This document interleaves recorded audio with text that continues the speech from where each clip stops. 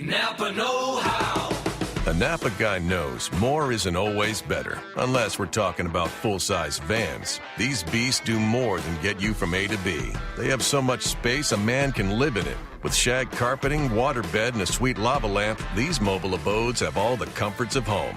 With quality parts and plenty of Napa know-how, you can keep the original tiny house running longer, stronger. That's Napa know-how. Napa know-how. Blog Talk Radio.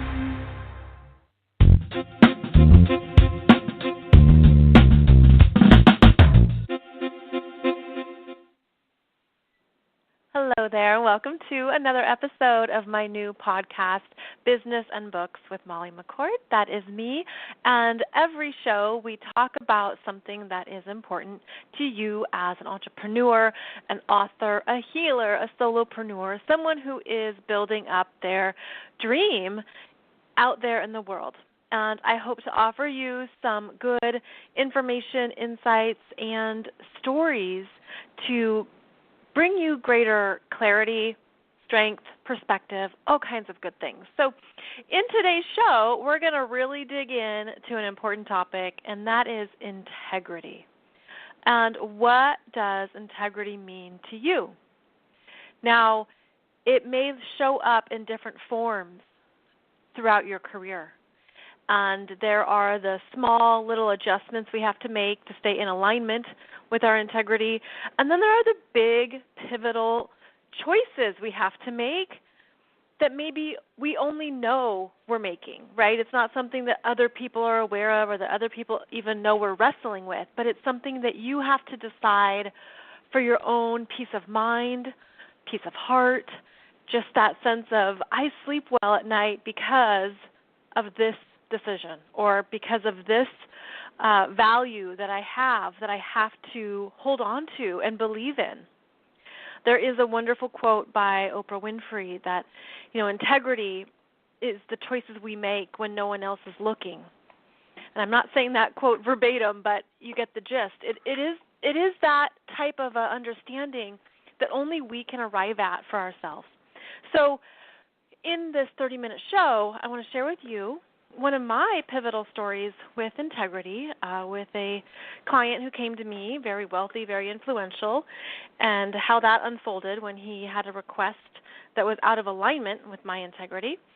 And I also want to talk about book reviews and books, because book reviews are a huge thing right now for authors. Amazon book reviews are a big deal. You want to get book reviews on your page. People do all kinds of things to get book reviews. And there are paid book reviews. Now, a lot of people aren't aware of that. Readers aren't aware of that. It's something that if you're in the industry, you know that paid book reviews are a thing. When I was speaking with my first publicist back in 2011, she was adamant. She's like, Molly, never pay for a review. I mean, it was like all caps in the email and strong words in phone conversations. Never pay for a review. And she was, really going off of her experience with it. Now, granted, this was 2011, 2012, and a lot has changed. But has it? Because anything we pay for becomes a different kind of transaction. Now, I don't believe there is a right or a wrong answer, but it is what works for you and what is in alignment for you and what you're looking for in return for payment. And Kirkus reviews, those are paid. Unless they're going after, the big books, the big authors, they're paid, and they're expensive. I mean, they can be $300 to $1,000. And there's other paid reviews out there for all kinds of different companies. And, I can't begrudge anyone for, setting up a business in an area that people will pay money for, right? That's actually smart business if you know that the authors are willing to pay money for these reviews, since reviews influence readers and lead to more sales, ideally. I think that paid book reviews have to be weighed based on the genre you work in, you write for, because some genres you can make more money than in other genres. So the most expensive or the most popular genres are romance, mystery, crime, action, thriller, those types of books that people consume a lot of. Well, an author can make back that money from their paid review more quickly than those in the smaller genres and smaller niches. So you have to consider that when you're paying for something. Well, how am I going to get my ROI, my return on investment? And what does it mean to me? And again, I feel like there's no right or wrong answer. There can be advantages. There can be disadvantages. I have heard of many authors who have had problems with their paid reviews, or the reviewer read the book and they didn't like the book, and they basically said, this is our review, and the author can say, no, don't post that. So the review they paid for is never posted because it's a bad review. This can play out any number of ways. So I feel like paid book reviews are an interesting place to just check in with yourself and what that means for your messages, your products, what you're getting out there. There's other ways people pay for reviews too. It isn't only in publishing, but it is a big area in publishing right now. So this is one of those smaller areas, I would say, where you check in with yourself and say, well, how does this feel to me? Like, does this feel in integrity with what I can do? Do I believe I can get authentic reviews? Do I believe that I can try other channels, other avenues to get those the genuine feedback and not pay someone for it? And, I think what we have to come up and think about for ourselves is not only, what feels right for us, but what we get as a result of it and how it fits into our overall values for what we're creating. Book reviews are not going to go away. Paid book reviews are not going to go away. And when you're paying someone for them, you are expecting something for that money, for your money. And so where does that feel right for you? So authors have a lot on their plates these days, and this is just one area. I find that the more we are in clarity with our integrity, the smoother things can be, because you know your no's, you know when to say, no, I can't do that, that's not for me, that isn't right for me. And it can be an intuitive hit, a gut level hit that comes pretty fast. But if you're a new or emerging entrepreneur or someone who is just getting started in something, that isn't always clear, and it takes time. And we get those tests and we get those hurdles, and some of those hurdles can be harder to clear, and some of those tests can feel bigger. So it comes down to understanding, well, what is the purpose and the mission of my work and my business? And where do I feel strong in it? Where does it feel ethical to me? Where does it feel morally strong? Like, where does it feel like this is truly, the best offerings I can do, the best work I can put in the world? And how can you continue to sustain that core strength, right? And I find that with integrity, we can have some little, let's call them zigzags along the way, where you thought you made the right decision over here and you find out, oh, I didn't get all the information up front, or I would never do that again, or that was a complete waste of money. Or you learn something about how relationships overlap and intersect with the area of integrity. And I think that's actually one of the biggest playgrounds that we come upon is relationships and integrity. I've been doing my client work for years now, and there are certain things that I've been very clear about in how I work with people. And I always work directly with them. I don't work with, if I work with someone else that they refer, well, I need that person's permission, right? Or I want to know that that person wants to, come in and work with us too. I'm not just going to do something on the side or on the sly. Other things about the point of integrity is that you have to give all the information and not withhold. Omission is it's a lie at times if you're not fully offering everything people need to know.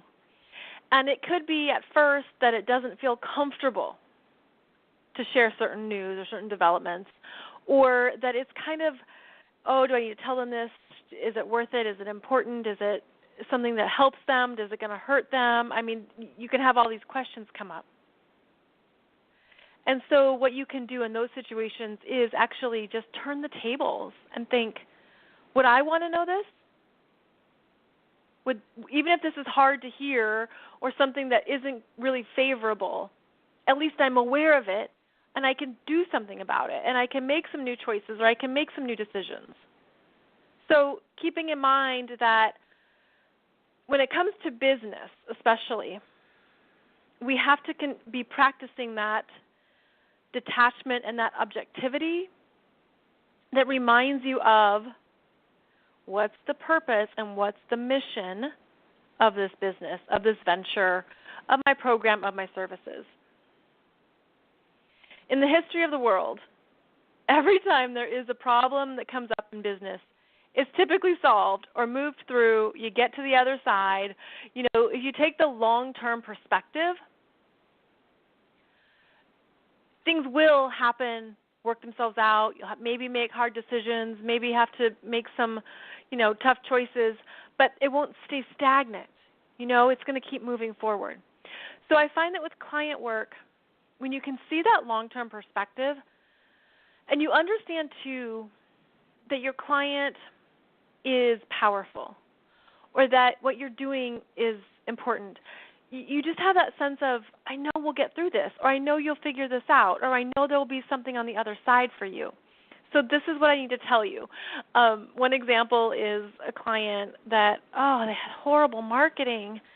And I was like, well, how do I tell you this on a scale from kind to brutal? I was joking, and they were like, tell us both. I'm like, okay, this is both. This is the feedback. That, by the way, is just a starting point for our solutions. Because we're not going to stay at this point. You have a ton of potential. And this is what I recommend or suggest. So you can't omit things or hold it back because you're afraid of hurting feelings or because you're not sure how it's going to be received. There's been other clients I've worked with who wanted me to be a specialist in video, which I'm not. And by the way, so this was back in 2010, 2011, and they had this big project they want to do online, all this video stuff, and I'm not a video specialist. I couldn't give them what they wanted, and I had to say that. I had to say, I'm not quite qualified for everything that you're asking, but I'm happy to find the person that can be the better fit for you and that can really give you this information, the data, the strategy that you want. Especially back then, 2011, video is at a whole different place than it is now. And so it's being upfront about those things, being upfront about what you can do and what you can't do, understanding you don't want to waste people's time, you don't want to waste their money, you don't want to disappoint them with results that don't happen, and then they come back at you anyways. So you have to kind of be on the offensive with these things and just be upright, above board, forthcoming, and be very clear about what you can do and what you can't do, because that's also how the expectations get generated. So you don't want to hold back what you cannot do, and you don't want to hold back information that might not be what they want to hear, because that's just a starting point for solutions or something new to come up. And the other thing that I mentioned before, but I want to go more into here, is how you have to tell somebody no, and you don't, and it's not clear, and you have that maybe that inner push and pull, that inner struggle or wrestling with both sides of your brain in order to get clarity. And a few years ago, I had a client who came to me through word of mouth, wealthy, influential, well-connected, connected with the world's elite. Like that's what we're talking about, like high-level network person who needed some assistance with his business, and I could give him some of it. And then he wanted me to do some more work for him that was about someone else's business. And so I was clear that, well, I would need to talk with them. I can't just do that work for them. And he was at this position of, I'm paying you to do this work, and if you're not able to do this work, I will take back the money. And this was through email. And so I did what I always do, which is I go for a long walk, and I think it through, and I think it out. And the whole time I was thinking, that, the very first phrase that just kept coming up was, my integrity is not for sale. My integrity is not for sale. It doesn't matter the amount of money. It doesn't matter your status in the world. It doesn't matter what you're all about when it doesn't feel right with how I conduct business and how I conduct relationships. Now, this person, he's a good man, by the way. He's not a bad guy. He is just used to having a lot of yes men all around him. People who just say yes, yes, right, I'll do whatever, sure, no problem, blah, blah, blah. And so there was this expectation that I would fall in line or that I would just do what he needed to do. And I'll tell you that honestly, that weighed on me, that responsibility for the relationship, that in order for this to continue, it was on me to just say yes and to agree to his terms. Well, when something is out of integrity with how you conduct business, you can look at it from both sides of, okay, if I say yes, maintain the relationship, maintain the business, and it then sets a standard for how the relationship is conducted and the power dynamics, right? If I say no, probably not a continuation of the relationship. He can take his money back. That's fine. And yet I would be doing the way I treat him would be the way I would treat anybody else. Right? There's no preferential treatment. There's no one getting special something just because they want to pay more. I just no. It's such a clear no that it isn't about the money at some point. And these are the kinds of decisions that you come to on your own. And you come to them in different ways at different times for different situations. It's not always clear cut. But this one for me was so clear that I could not honor the request. And I didn't feel good about it. It didn't even feel like ethical. It just felt kind of, just because you had money, you could do all this. I mean, we can talk about how that plays out in the world at large. I know, that's a big topic. But it also becomes a slippery slope, where you then set a precedent of how someone can interact with you in the relationship. So I went for my long walk, and it was so clear, but I sat on it for a few days. I didn't rush to any decisions.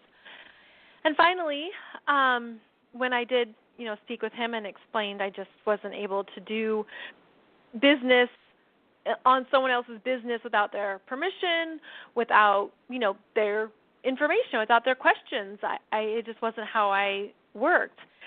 And I approached it in the sense of, but we can negotiate, right? Like, maybe I can't follow up on this for you, but, what else do you need that I can get, we can talk about directly, interact, blah, blah, blah, right? Keep it between him and I. And the energy of that, he was not expecting me to say no at all. And that's okay. That's all right. You're allowed to have that, reaction and just be blindsided. But the point of the negotiation for next steps really didn't happen, because to him it was all or nothing. And so I was okay with that. I got to the point where I was okay with that because I didn't want to be in a position where someone was going to hold me captive by their checking account. And so, again, this is not always a clear answer. And there could be times, I was just talking with someone yesterday, there are times in your life when you take a job or you take something because you need the money, right? And you're like, I have to say yes to this. It's a big client. It's a big deal. It's a big blah, blah, blah. That is only a question you can answer for yourself. One of my clients, he was just talking about, I had to take this job because I need the money right now. And it's like, okay, then that's what you have to give yourself peace of mind about. That doesn't mean you're out of integrity with yourself. You know, we all have that. We all have, you know, bills we have to pay and our responsibilities, and we have to make those decisions at times. But this was something else with this gentleman. This was more him pushing me to see how far he could go. Molly pushes back, okay? I push back on those kinds of situations because when you get the sense of what's happening underneath, whether that's you feel it intuitively, you feel it energetically, you just have that sense of something's off here or maybe there's more going on. Again, the slippery slope, right? Where is this going to lead? So gentleman and I, we completed our contract and we completed what we were originally doing together, and that was great. And then he disappeared, and that's okay because he can go and find another yes man. You know, he can go find someone else, and I'm sure he has plenty. Right? I mean, he's so well connected. But I just felt like it's one of these things where you just know you can't become that, I'm going to say that role to somebody.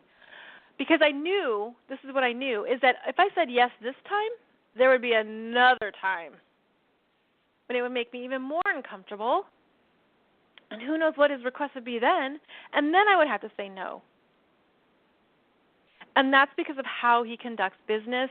That's because of how powerful he is. But you have to remember that you're powerful too. And sometimes that isn't through the money or the, you know, who you are in the world, the clout. It's just in yourself. It's just in yourself. And that sense of, you know, if I can't help this client give him what he wants, somebody else will. And that means somebody else is going to come in for me who is a better fit, and I will help them with what they need. So I feel it as, you know, we do have these revolving doors. Revolving doors. And honestly, if I had said yes, I knew I wasn't going to sleep well at night, and he was going to bother me, kind of like that little something that nags at you, because it just wasn't going to feel right. And that's only something you would know. That's only something you can gauge. And it changes situation by situation. But that's why the whole understanding of what integrity means to you is important, and how it shows up, and what you commit to, and how you commit to yourself.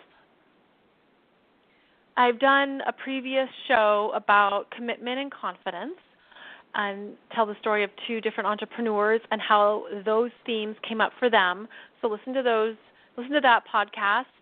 Last week I did a show about are you strong enough to be an entrepreneur or indie author. Listen to that show, because all of this stuff I want to put it in your brain that you're not alone with all these things, and that I hope this is like a guiding light of clarity for when it's not clear. And just to know that, you know, you can really trust yourself, and you have to trust yourself. If you are an entrepreneur who doesn't trust yourself, I don't know that it's going to work out, because it has to be in alignment with you. And only you know that. Only you can decide that. I just did a free webinar on self-leadership on my website, mollymccord.online. Go there, and it says, are you mentally, emotionally, and energetically strong enough to work for yourself? That is meant to help you hone in. I give you 9 tips for the self-leadership part of this job, right? This work we do, where you have to own certain things, and you have to have them in your awareness. And I hope that this information helps you with that clarity and with that understanding. Another little mini story to tell you about integrity just popped into my brain. It was about one of my own books. I published a book with 24 women who are amazing. They have these incredible, inspiring stories to share, and we all brought this book together. I spearheaded it, and these women, I'm so honored to even be working with them and to be able to share their stories, and we're taking all of the royalties from the book and donating it to an international organization called Women for Women International. We're doing the whole pay it forward, how our stories can help other women around the world. And these women and their stories, they're so good. Forgiveness, healing, self-understanding, all kinds of topics, becoming a mom, losing your mom, and on it goes. A few of them, when they had submitted their stories, they had referenced me as someone that they had learned from, or they read some of my books or something. And I had to tell them, thank you, that's so kind of you, and thank you for even including me, but we have to remove me from any of these essays, because this project, this book we're creating is not about me, even though my name's on the cover. It's not about me, it's about something that's bigger, that's for all of us, and I can't have my name coming up repeatedly like this was some kind of Molly promo book. It's not that at all. So that's also about the integrity, right? Where you're realizing, okay, what is this truly about? It's not about this, it's not about that, it's not about that. You get rid of what it's not about so you can focus on what it is about. So keep that in mind for your projects, for your programs, for anything you're creating, that you want to make sure you're maintaining a certain, caliber of energy, and you're really staying clear on the message and the sub-messages. The stuff that can show up along the way. As your business unfolds, as your books get out there more and more boundaries are required. And next week, I'm going to talk to you about who are you in business for? And this is an interesting topic, and I'm going to share a story about a colleague of mine, Brian, and his realization of how much his mom has been intruding on his business and his life, for that matter, his mom and his sister, and they're chatty, everything. I mean, it's, by the way, Brian is not his real name, and he gave me permission to talk about him as long as I didn't say what niche he works in, because he's afraid he'll be found out. So he's like, Molly, you can talk about it, but don't you dare give them any clues about who I am, because he's still working through this stuff. But he's looking at the fact that his business has been infiltrated by family members who don't really get it and who don't have his best interests at heart, and how it's cost him financially, how it's affected him romantically. He's 28. He wants to get married. Anyways, we're going to have a really good conversation about who are you in business for. And I hope that this topic helps you see, too, where to draw boundaries with family members, especially with the holidays coming up. They're going to be all over you asking about your work and what's going on, and are you making any money, and how's it going, and what are your plans for 2018? Well, we're going to talk about some stuff here in next week's show that will be really good information for you to sit with and make sure that your boundaries are as strong as they can be. So I hope you enjoyed this show. I hope, too, that you're gaining some more clarity on what integrity means to you, and that it's only something you can decide and that you can practice. And I look forward to connecting with you next week. Be sure and subscribe to this show. You can find it wherever podcasts are distributed, including iTunes, Overcast, Blog Talk Radio, Stitcher, and many more locations. Thank you so much, and come over to mollymccord.online for more resources, videos, and all kinds of good stuff to help you with your business and books. Thanks, friends. See you soon.